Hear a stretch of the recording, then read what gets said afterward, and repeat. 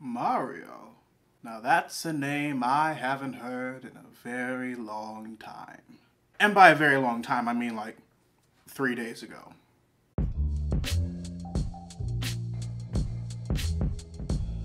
Hey Raiders, do you remember that rumor about Netflix trying to make The Legend of Zelda TV show to compete against Game of Thrones a couple of years ago? Then in response, Nintendo was all like, ha! Fuck that noise! We learned our lesson back in '93. Y'all ain't ever touching any of our shit outside of Wreck-It Ralph cameos. Now, a lot of people were thinking that originally, despite the official statement that Nintendo released back in 2015, saying that they had nothing new to share about them utilizing any of their titles for television or film purposes at the time. And now in 2017, there are official reports, like real life reports. Like, motherfuckers were actually in the room when they were talking about this shit reports. Actual reports. That thanks to their deal with Universal to establish Nintendo-themed parks and attractions starting in Japan and then in America, final negotiations are happening between Nintendo, Universal Studios, and animation studio Illumination Entertainment to give Mario a theatrically released animated movie in the future.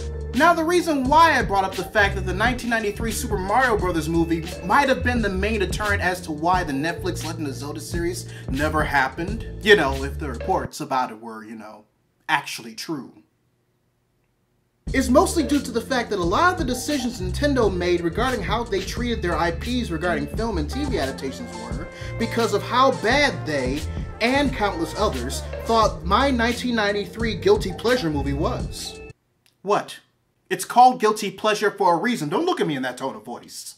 But it's also because of those decisions. It also helps us understand the difference between Nintendo and IP holders in general, as opposed to Hollywood. For example, while it's obvious Universal and Illumination would make this with the intent of having another blockbuster franchise under their belt, the deal as we know it is only for one Mario film. Basically, by doing this, Nintendo is forcing Universal Studios to not treat this like their 2017 Mummy movie, by using the film to set up future installments of the franchise if everything works out, but instead making the one Mario movie that they're allowed to make to be the best that it can be on its own merit. You know, like it should always be.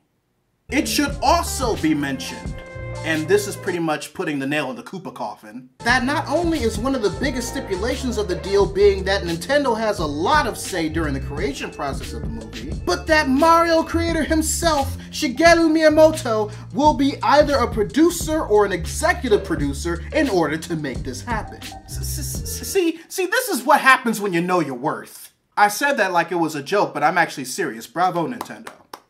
Because for somebody willing to take another romp around Hollywood with one of their biggest IPs after spending almost 25 years away from the bitch, making the demands that they've been making with these talks and not just accepting anything the studios have to offer, including Universal, just shows that they know what they want, how they want it, and won't settle for anything less than what makes them comfortable in the long run. It's like when your favorite artist that you commission work from, especially the ones that do this for a living, establishes the price range for their services. They price either according to their skill set, the time that they have to dedicate to it, the complexity of the piece, or a combination of everything that I just mentioned. But you still get mad when they won't draw your shit for free.